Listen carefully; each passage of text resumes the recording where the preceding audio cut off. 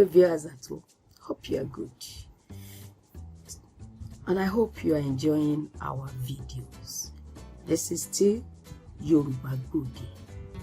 And my name is Oluremi Afolabi.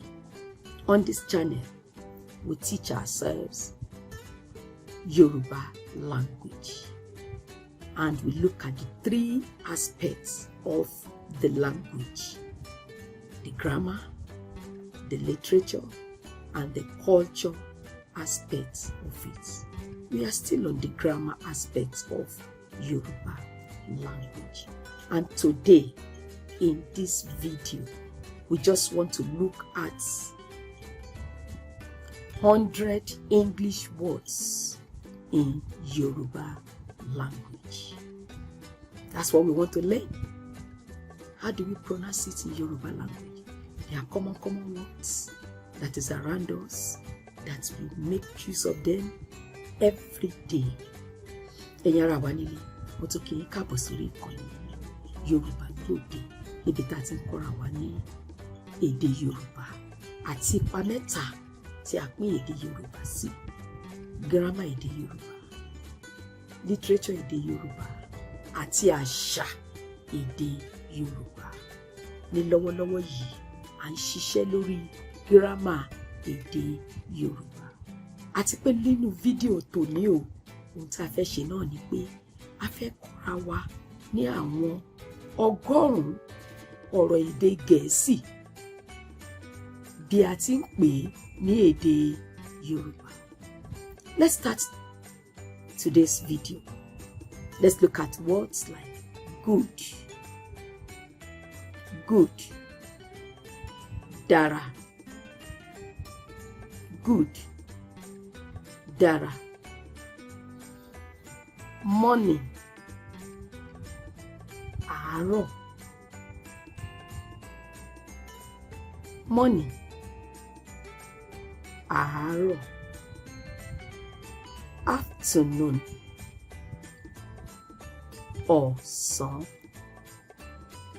afternoon, ọ̀sán, evening, alẹ́, breakfast, oúnjẹ òwúrọ̀, breakfast, oúnjẹ òwúrọ̀, lunch, oúnjẹ ọ̀sán, dinner, oúnjẹ alẹ́, coffee, coffee, coffee, tea, tea, tea, right, right, ọ̀tún, left, òsì, green, àwọ̀ ewé, àwọ̀ ewé, red, àwọ̀ pupa, white, àwọ̀ funfun, black, àwọ̀ dúdú, secret, àṣírí, near, ìtòsí, straight, gbọ̀nràn, gbọ̀nràn, calm down, farabalẹ̀, calm down, farabalẹ̀, friend, ọ̀rẹ́, enemy, ọ̀tá, house, ilé, bed, ẹyẹ, ẹyẹ, cloth, aṣọ, friendship, ìdọ́rẹ̀ẹ́, tree, igi, igi, animal, ẹranko, cup, ife ìbomi, ife ìmumi, jug, ife ìbomisí, far, jìnnà réré, easy, rọrùn, rọrùn, difficult, nira, nira, poison, májèlé, adult, àgbàlagbà, children, ọmọdé, headache, ẹ̀fọ́rí, stomachache, inú rírun, doctor, dókítà tàbí oníṣègùn òyìnbó, oníṣègùn òyìnbó tàbí ká ní dókítà.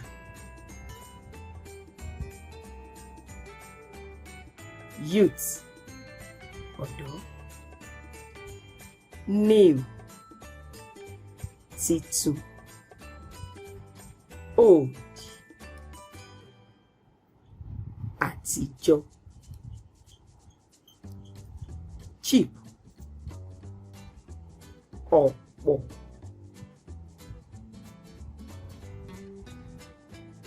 expensive, ọ̀wọ́n, ọ̀wọ́n, tall, ga, short, kúrú, big, ńlá, small, kékeré, bad, burú jáì, burú, very bad, burú jáì,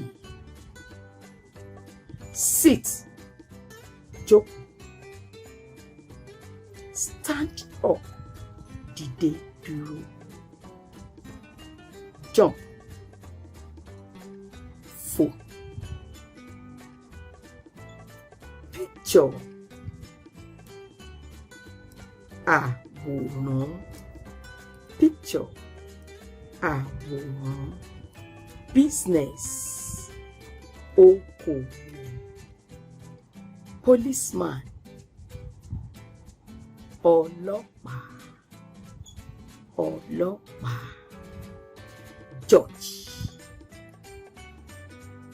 adájọ́, adájọ́, actor, òṣèré lọ́kùnrin, actress, òṣèré lóbìnrin, male, ọkùnrin, female, obìnrin,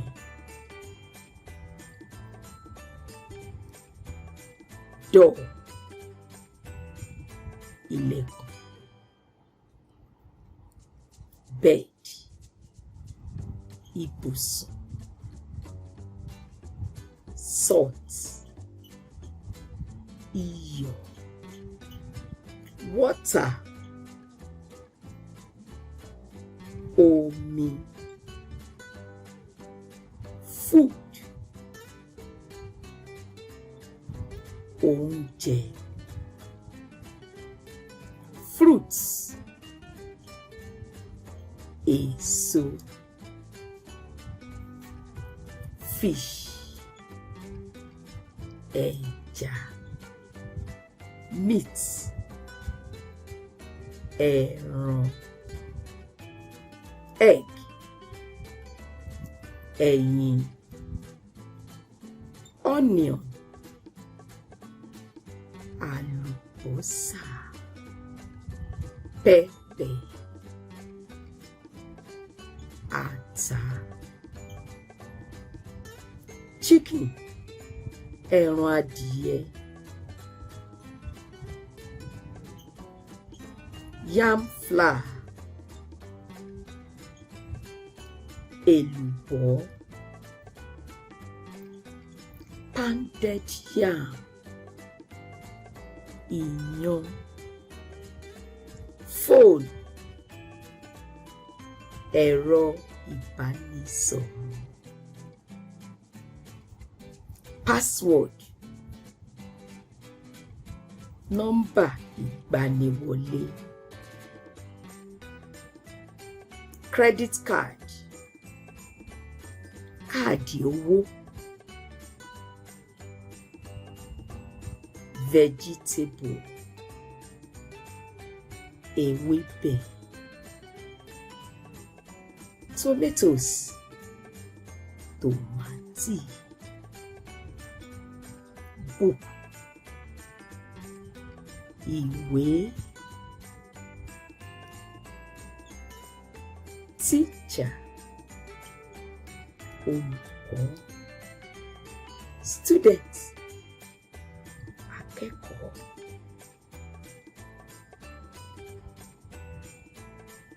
School, ilé ìwé. Language, èdè. Umbrella, agbòòrùn. Sweater, aṣọ òtútù. Aṣọ òtútù. Window, fèrèsé. Head, orí. Computer, ẹ̀rọ ayárabíàṣá. Room, iyàrá. Eyes, ojú. Hair, irun orí. Mouth, ẹnu. Teeth, eyín. Lips, ètè. Handkerchief, aṣọ ìnujú. Iron, ìlọṣọ. Powder, àtíkè. Rivers, odò. Baby, ọmọ ọwọ́. Infant, ọmọ ìkókó. Key, kọ́kọ́rọ́. Belt, ìgbànú. Fridge, ẹ̀rọ amómitutù. Bank, ilé ìfowópamọ́sí. Hospital, ilé ìwòsàn. God, Ọlọ́run. Shoe, bàtà. Pen, kálámù ìkọ̀wé. Fork, àmúga. Prayer, àdúrà. Worship,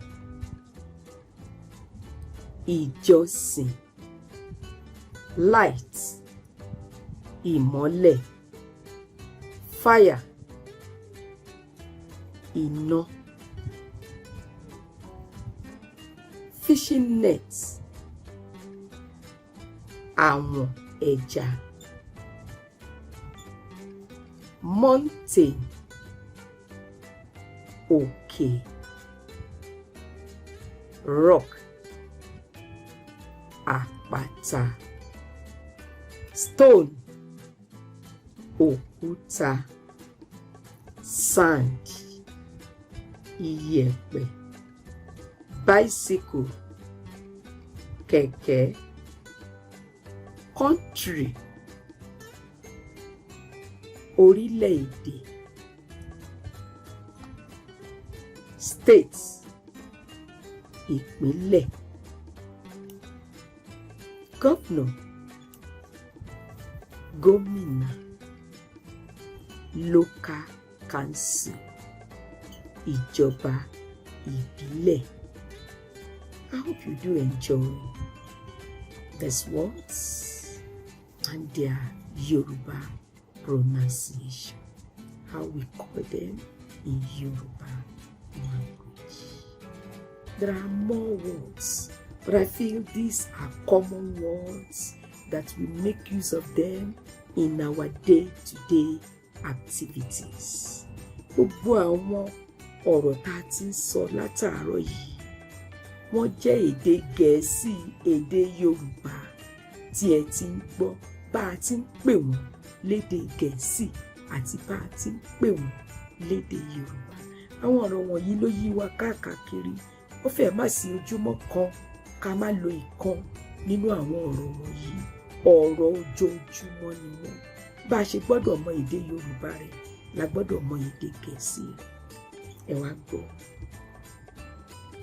Bí fídíò yìí bá ṣe yín lóore, ó ń kọ́ yín lákọ̀ọ́fẹ́ kẹ́ṣe. Subscribe, like, share it. Friends, sure you have learned something today. Make use of these simple common words in English and their meaning in Yoruba language. And I'm sure you will soon be speaking Yoruba fluently. Just join me in the next video. But before then, like this video, share it, and subscribe. See you in my next video.